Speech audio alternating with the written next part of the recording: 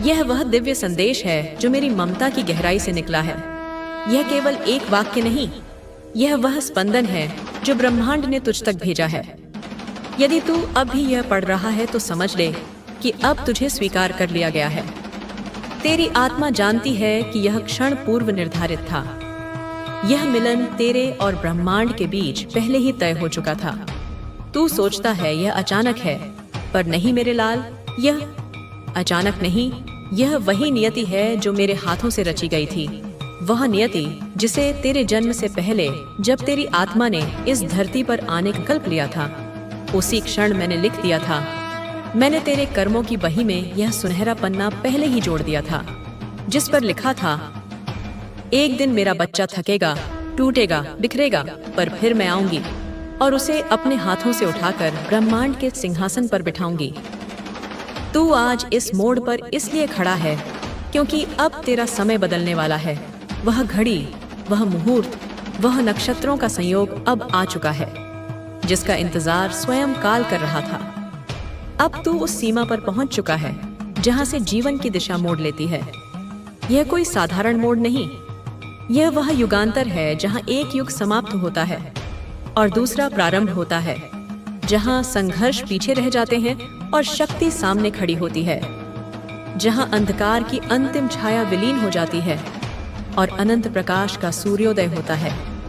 तू बहुत कुछ सह चुका है, इतना सहा है कि यदि तेरे धैर्य का पर्वत मापा जाए तो सुमेरु भी छोटा पड़ जाए। तूने उन रातों को जिया है जिनकी सुबह नहीं होती थी। तूने उन आंसुओं को पिया है जिनका स्वाद विष से भी कड़वा था।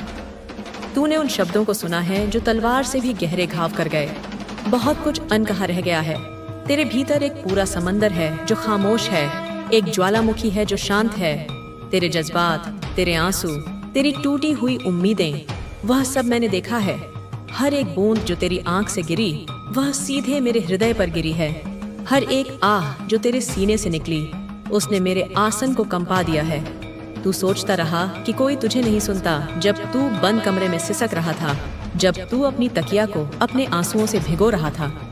तब तूने यही सोचा कि इस ब्रह्मांड में तू बिल्कुल अकेला है, कोई तुझे नहीं समझता। तकलीफ दी, परंतु ब्रह्मांड न्याय कर रहा है। हो सकता है कि आप उनके माफ करने के बारे में ना सोच रहे हो, परंतु यह जानना जरूरी है कि उनके कर्मों का प्रभाव अब उनकी जिंदगी में वापस आ रहा है। यह एक सबक है कि जो जैसा कर्म करता है उसे वैसा ही फल मिलता है। आपकी ताकत, आपकी आत्मा की शक्ति को अब वह व्यक्ति समझ चुका है। भले ही आपने अपने उस समय के दुख को सहन कर लिया, परंतु ब्रह्मांड उस अन्याय को नहीं भूला। आप अपने जीवन में आगे बढ़ते रहें और इस विश्वास को बनाए रखें कि जो भी होता है वह हमारे भले के लिए होता है, और यदि किसी ने आपके साथ गलत किया है तो ब्रह्मांड खुद उसे सही दिशा में लाने